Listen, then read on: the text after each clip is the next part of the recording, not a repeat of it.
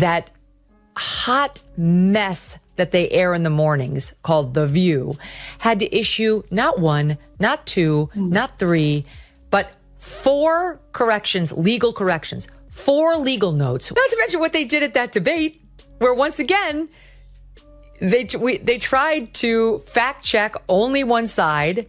And then when their fact checks got fact checked, they cowered. They cowered in fear. I mean, this is a pattern with them. I think the problem with that show is that show has this very specific ideological bubble in which they operate in.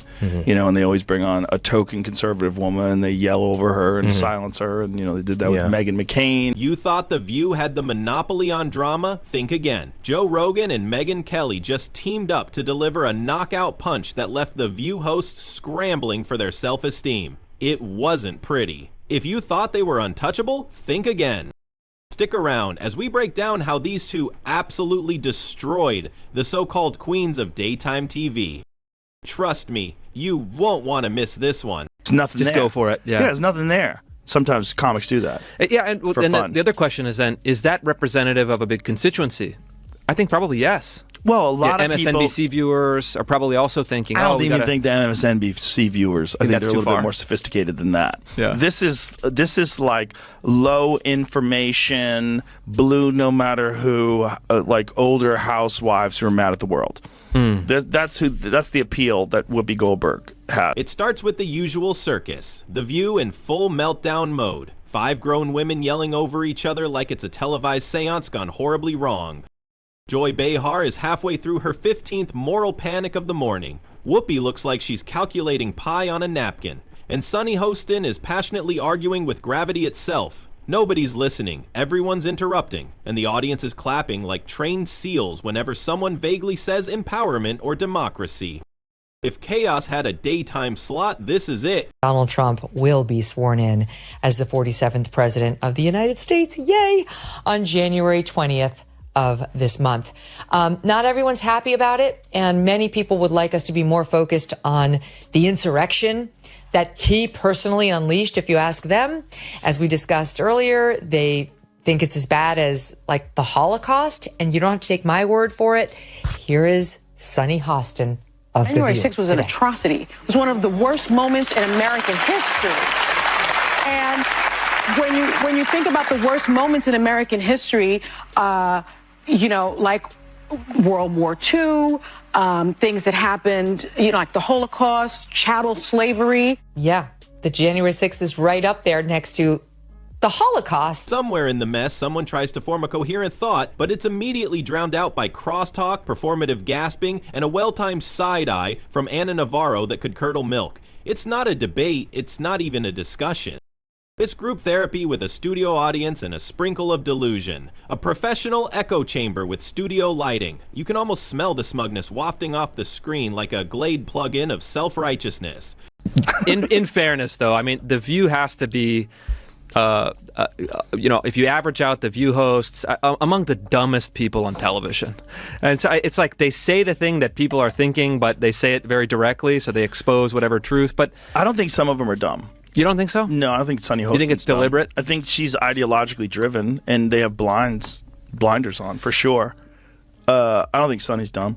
But Whoopi is certainly not the brightest person. And what she just said just doesn't make any sense. It's just like so silly to say. It's not a well thought out. It's like if you had an idea for a premise and you like it was totally baked and half baked and you went on stage with it and just it's nothing Just there. go for Joe Rogan, the human lie detector with a podcast, steps in, not with shouting, but with that calm, I've been hit in the head just enough to see through BS vibe. The man has interviewed astronauts, monks, and people who think lizard people run the government, and yet even he looks at The View and goes, this can't be real. They're disgusting. She's Anna Navarro in your wildest imagination. You could never solo host a show. You will only ever make it as part of an ensemble, and you could never hope to achieve the success that Tucker Carlson has. So you can sit in your little cheap seats all day long and enjoy your little negative henpecking, but your careers are going nowhere, and Tucker is about to dominate in whatever space he goes. Then Megyn Kelly, high heels clicking like a media assassin, clocks in for work. She's the one mainstream news couldn't handle. Fox thought she was too sharp. NBC realized she had follow-up questions, and both bailed like cowards. Now she's armed with a mic, receipts, and a kill list titled Daytime TV Hypocrisy. Megyn doesn't just criticize, she surgically removes egos and mounts them on her podcast wall like intellectual taxidermy. So Rogan and Kelly make a tag team that could terrify Satan's PR firm. While Joy Behar is busy Googling how to spell authoritarian, Rogan calmly dismantles their entire argument by pointing out that none of them seem to actually research what they're shrieking about. He doesn't yell, he doesn't need to, he just laughs in that I can't believe these people have airtime way, and suddenly their whole performance looks like amateur improv at a yoga retreat. Meanwhile, Megyn Kelly speaks through their contradictions like she's touring a museum of media failure. She raises one eyebrow and The View's credibility drops 20 points. Her talent lies not in volume, but precision. Where Rogan is the sledgehammer of obvious logic, Megyn is the scalpel cutting through pretense, tone-deaf outrage, and whatever Ana Navarro thinks passes for a coherent take. One segment of her commentary, and Whoopi Goldberg starts blinking in Morse code, sending an SOS to Barbara Walters' ghost. That hot mess that they air in the mornings called The View had to issue not one, not two, not three, but 4 corrections, legal corrections, 4 legal notes. We only have 3 of them on camera, but look at this. I have another legal note. My God. Both Trump and Pam Bondi have denied allegations of a quid pro quo. I have a legal note. You want to take this one, Joy, or are you Matt good? Gaetz has long denied all allegations and has not been charged with any crime. That's true. Also, another legal note. Pete Hegseth's lawyer said he paid the woman in 2023 to head off the threat of a baseless lawsuit. He has denied any wrongdoing. Not to mention what they did at that debate, where once again, they tried to fact check only one side. And then when their fact checks got fact checked, they cowered. They cowered in fear. I mean, this is a pattern with them. The View thought they were untouchable. For years, they floated in a protective media bubble where the only requirement for airtime was having a vague memory of the Clinton administration and the ability to fake moral superiority. But now that bubble has been popped by 2 people who don't need the permission of legacy media to call out the nonsense. Rogan and Kelly don't care about Emmy nominations or polite applause from coastal brunch crowds. They care about truth, or at the very least, not pretending volume equals virtue. So when they rolled up with facts, logic, and a truckload of irony, The View didn't stand a chance. It was like showing up to a fencing match with a kazoo. Rogan and Kelly didn't just grab the remote, they reset the entire show. And then came the spark, the moment The View decided to go full ignition on a gasoline-soaked stage. This time they were in rare form, which is saying something for a show that treats facts like salad toppings, optional and usually ignored. The target of their latest verbal confetti, Robert F. Kennedy Jr., they mocked him, dismissed his ideas without so much as a 5-second Google search, and rolled their eyes like they'd just been asked to explain basic civics. The level of disdain was Olympic synchronized, absolutely void of substance. Interesting, because I think Sunny's very intelligent, but she's ideologically captured. Right. You know, that's what I think. The other ones, there's a couple of the other ones don't have to name any names. Who are just very dull-minded. But I think Sunny's not one of them. I think she's smart but captured. Sure, I think she came into it with an agenda. Of course, you know, they do everything with an agenda. They didn't stop there. Oh no, they decided to toss free speech into the bonfire too. Because apparently expressing controversial opinions is now a crime if it doesn't align with their studio-approved, brunch-certified worldview. According to these ladies, podcast hosts are dangerous, misleading, and in some cases, literal threats to democracy. You know, because having a long-form conversation where someone finishes a sentence is far too radical in today's fast-talking shriek fests. And then Joe Rogan gave them a total roast. No yelling, no table flipping, just that slow-burning, logic-laced, eyebrow-raised dismantling he's known for on his podcast. Between episodes about elk, meat, and ancient civilizations, he carved the View segment up like a Sunday brisket. Calm, brutal, and precise, Rogan pointed out the obvious. These people aren't watching the content they're criticizing, they're not fact-checking, they're not even interested. It's performative outrage sprayed with cheap moral perfume. He compared it to watching someone review a movie they never saw loudly while drunk. And honestly, has there ever been a better way to describe The View's editorial strategy? It's less about informing the audience and more about vibing their way through whatever narrative gets the loudest clap. Melania Trump came out and said she's about as pro-choice as they come. And here was the reaction on The View. I think she hates him. Yeah, well, yeah. Okay, so we can all That's a agree on given. that. That's a given. I also think that she wants to take him out. She does not want to be the first lady anymore. They agree with you. She doesn't want to be the first lady.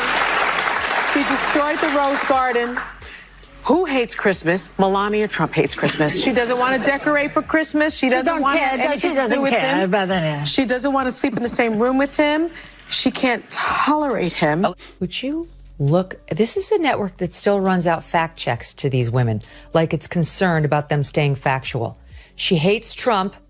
She doesn't want to be near him. She doesn't want to be president again. She destroyed the Rose Garden, and she hates Christmas. That is what passes for news on a network they did a presidential debate. Joe didn't go for low blows. He didn't need to. He used their own sound bites, their own contradictions, their own glorious, unintentional comedy routine. He laid out quotes, timestamps, and facts like a well-seasoned prosecutor. His tone was less angry podcaster and more disappointed teacher who just caught the class plagiarizing Wikipedia. He mocked their incurable laziness with grace, pointed out how they skim headlines, regurgitate Twitter takes, and act as if doing your own research is somehow a hate crime. It wasn't rage. It was pity wrapped in sarcasm, tied with a bow of intellectual decimation. And while The View kept shouting into the void, Rogan reminded everyone that truth doesn't need to be loud, it just needs to be right. And just when the echoes of Joe Rogan's slow-motion demolition were settling into the walls, Megyn Kelly took over with a verbal equivalent of a tactical nuke.